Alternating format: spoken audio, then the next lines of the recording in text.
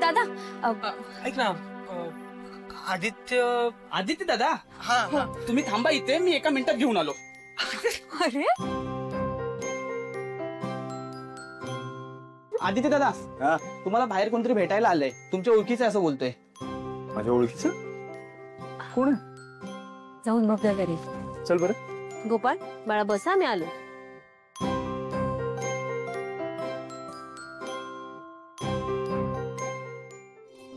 दादा अरू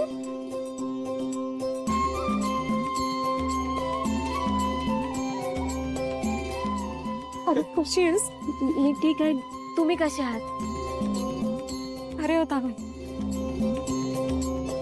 यार तुमच्याशिवाय दिवाळीच इमॅजिन होत नव्हती. हा ते घर खायला उठलं होतं यार, जिवंत आहे की नाही ते कळत नव्हतं. मग म्हटलं त्यांना भेटायचं आणि आलो भेटायला. दादा चल ना. हा कोण छोटा पॅकेट? ओए छोटा पॅकेट कोणाला म्हणालात?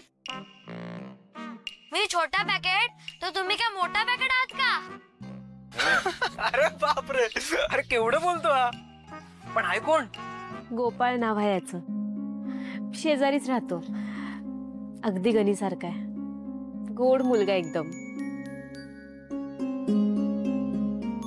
प्रीतम, आई कशी आहे? मेथीची तब्येत बरी आहे ना? वाटलंच होतं मला की तू हा प्रश्न विचारणार. बरी अरे आई, बरी. पण तुझी आठवण येते पण ती दाखवत नाही. पण आम्हा सगळ्यांना कळतं की तिला पण असं वाटतं की तू घरी असावंस. मला पण आईची खूप आठवण येते रे. तरी काय करू, ती तिचा हट्टच सोडत नाहीये. आदित्य सर, यांना काही इथंच बोलत उभं ठेवायचंय का? नाही.